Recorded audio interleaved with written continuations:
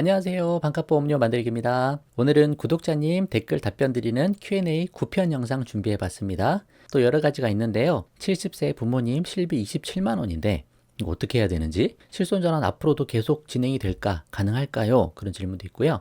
암보험 가입 후에 위내시경 언제 하는 게 좋을까요? 그런 질문, 또 50대 초반에 뇌출혈 진단비만 있는데 새로 가입해야 되나, 뇌졸중 이상으로, 그런 부분도 한번 다뤄보도록 하겠습니다.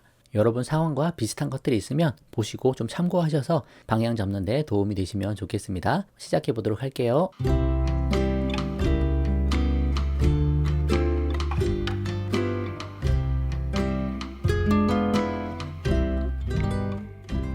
자, 첫 번째입니다. 엄마가 70세인데 실비보험을 오래전에 가입하셔서 지금 27만 원 돈을 내시고 있다. 근데 사실 실비를 돌려받은 적도 없고 수술하신 적도 없다. 건강하신가 봐요. 80세 만기인데 내년에는 30만 원 넘게 내야 된다고 하는데 어떻게 처리해야 될까요? 그런 질문입니다. 해지를 하고 다시 실비를 들어야 하는지 아니면 유지를 해야 되는지 고민입니다. 자, 일단 실비를 절대 해지하시면 안 되죠. 실비를 무조건 끝까지 들고 가셔야 돼요. 문제는 보험료가 비싼 거니까, 보험료가 비싸시면 이렇게 실비가 단독으로 이렇게 비싸지는 않을 거거든요. 다른 특약들이 좀 포함되어 있을 수도 있으니까 한번 체크를 해보시고, 그 중에 덜 중요한 특약들 삭제하실 수 있으면 삭제해 보셔도 괜찮습니다. 그런 방향 잡아보셔도 좋고, 80세 만기 상품이니까 어차피 100세 상품으로 준비하는 것도 괜찮거든요.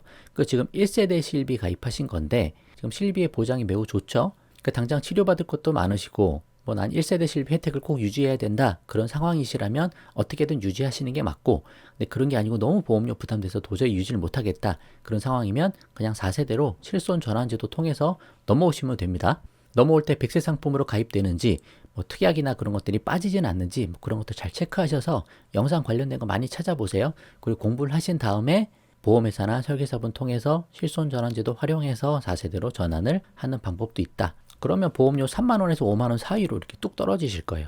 그러면 보장은 좀 작아지고, 뭐 연간 자기부담금 한도 200만 원 규정도 비급여에서 4세대는 빠졌죠.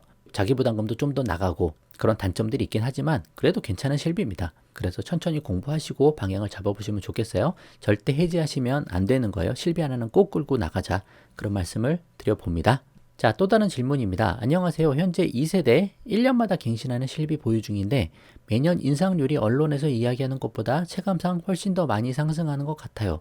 많은 분들이 이렇게 이야기를 하시는 것 같아요. 저희 경우는 올해 작년에 비해 30% 정도 인상이 되었다. 그리고 가입 당시 실손비가 15,000원 미만이었는데 8년이 지난 지금은 벌써 5만 원이 되어 있더라 라는 거죠. 그럼 앞으로도 유지할 수가 있을까? 뭐 그런 문제도 있는 거겠죠. 이런 상승 속도 실화인가요? 그래서 현재 심각하게 4세대로의 계약 전환을 고민 중인데 결정을 아직 못했다. 혹시 올해 말까지 4세대로 꼭 전환 못하더라도 내년이나 그 이후에도 이 전환 제도가 쭉 유지되어 추후 언제든지 변경 가능한지가 궁금합니다 라고 질문을 하셨는데, 아무도 예상할 수는 없어요. 이 부분은 뭐 제도가 어떻게 바뀔지 뭐 아무것도 모르니까. 하지만 지금 분위기로 봐서는 계속 유지가 될 가능성이 높아 보인다. 어떻게든 1세대, 2세대 실비 손해율이 높아서 보험회사 입장에서도 4세대로 무조건 전환을 시켜야 되는 상황이거든요. 계속 손해보는 상품을 계속 팔기가 힘들잖아요, 보험회사도. 그런데 4세대 상품은 지금 손해율이 그렇게 높지 않기 때문에 4세대는 보험회사에서 이득을 보는 구간이다, 그렇게 보는 거죠. 그러면 계속 장려할 걸로 판단이 돼요. 그래서 확답드리긴 어렵지만 아마 계속 될 것 같다, 저는 그렇게 생각을 합니다. 그래서 일단 유지하시다가 상황을 보고 나중에 판단을 하셔도 뭐 큰 문제는 없으실 것 같아요. 전 걱정되시면 보험회사에 가끔씩 전화 한번 해보셔서 뭐 괜찮냐, 가능하냐, 여전히 뭐 유지되냐, 그런 거 한번 여쭤보셔도 되고요. 자, 또 다른 질문입니다. 혹시 암보험 가입 후 위내시경, 대장내시경은 몇 달 뒤에 하는 게 좋을까요? 용종 같은 거 뗄 수도 있을 것 같아서 3달 뒤로 해야 되나요? 라는 질문입니다. 여러분 가입하신 거 보험 증권을 한번 보시면 좋아요. 보시면 감액기간, 면책기간들이 나와 있습니다. 예를 들어 하나 가져와 봤는데 암진단비 같은 경우에 계약일부터 경과기간 1년 미만에 이렇게 암에 걸리게 되면 보험 가입 금액의 50%만 지급한다, 그런 내용도 있죠. 그래서 건강하시고 1년 후에 하셔도 되면 그렇게 하시면 되죠. 1년 지나고 나서 그게 안전하죠.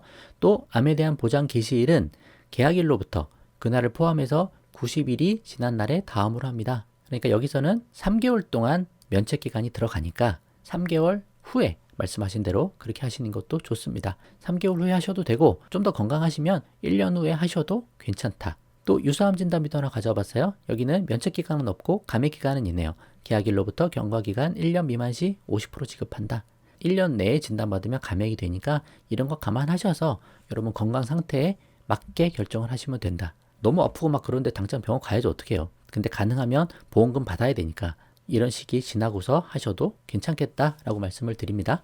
이런 건 손보사 상품이고 생명보험사 상품은 조금 더 길어요. 2년짜리도 있거든요. 그래서 여러분이 가입하신 거 보험증권 잘 보시고 결정을 해보시면 좋을 것 같아요. 또 다른 질문입니다. 올려주신 영상들 잘 보고 있습니다. 오늘 주제와 맞지 않지만 질문이 있어서 여쭙습니다. 오래전에 가입한 보험의 2대 질병이 급성심근경색과 뇌출혈로 묶여서 들어있네요. 이런 경우가 되게 많습니다. 특히 생명사 상품들 예전에 뇌출혈로 많이 팔았기 때문에 뇌졸중이 안 돼요. 50 초반인데 뇌졸중으로 다시 들어야 할까요? 라는 질문입니다. 네, 저는 추가하시는 게 좋을 것 같아요. 다시 들 필요는 없고 이건 이거대로 그냥 가져가시고요.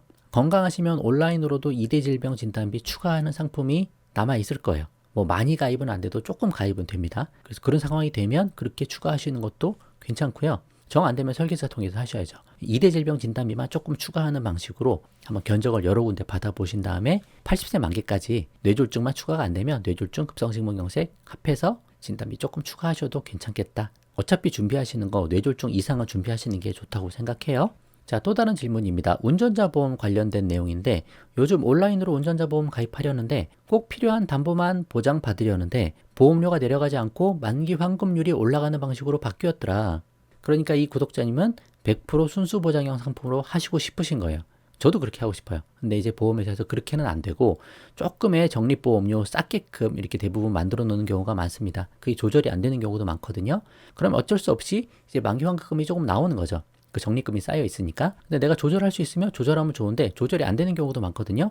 이런 경우 정해진 보험료 내에서 보장을 더 받는 게 좋은가요? 아니면 만기 환급금을 더 받는 게 좋은가요? 이런 게 궁금하다라고 하셨는데 만약에 만기 환급률을 내가 좀 조절할 수 있는 여력이 된다. 그런 상황이다라면 가능하면 보장을 채워넣는 게 좋죠. 근데 그렇다고 중요하지도 않고 꼭 필요하지도 않은 보장까지 다 넣을 필요는 없다 생각하는 거예요. 그래서 필요한 보장까지만 최대한 채워 넣으시고 나머지 조금 남는 부분은 그냥 적립보험료로 채우자. 어쩔 수 없다. 그냥 그렇게 말씀드리는 거예요. 굳이 그것까지 덜 필요한 보장으로 다 채워서 만기환급금 영원으로 만드는 것도 큰 의미가 있는 것 같진 않다. 그냥 그렇게 하시면 될 것 같습니다. 자, 또 다른 질문입니다. 간단한 거 하나 가져봤어요. 5년 이내 고지 의무 사항에서 계속해서 30일 약 처방에 체크에는 진료받고 한 번에 30일치 약 처방 받은 걸 말하는 건가요? 아니면 한 번 진료받을 때 약 처방 2주? 좀 나와서 나중에 시간 지나서 진료받고 약 처방 3주?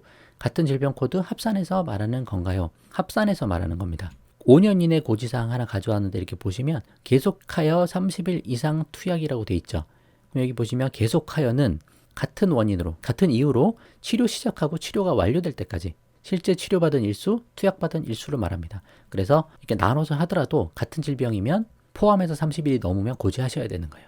이런 거 고지사항 되게 중요하니까 잘 모르시겠으면 설계사분한테 꼭 물어보세요. 고객센터 물어보셔도 좋고 꼭 확실하게 하고 넘어가자. 그렇게 말씀을 좀 드려보도록 하겠습니다. 자, 오늘은 여기까지만 하도록 할게요. 도움 되셨으면 구독과 좋아요 부탁드리고 공유도 많이 부탁드립니다. 마치겠습니다. 감사합니다.